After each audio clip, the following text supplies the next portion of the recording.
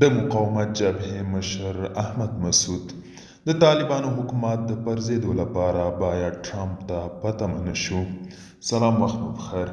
په موږ د نن ورځې تازه خبر ته د مقاومت په نوم جبهې مشر احمد مسعود وایي د ټرمپ په راتګ سره د افغانستان په اړه د امریکا سیاست او د افغانستان ازادي خیالي او یو بې ځایه تحلیل دی. احمد مسعود ویلي د طالبانو حکومت د سقوط لپاره باید ټرمپ او د دوی داخلي اختلافاتو ته منتظر نشو. هغه د ویانا ناسته کې ویلي چې د امریکا مرستو له بندېدو وروسته له نظامي اړخه طالبان ضعیف شوي دي.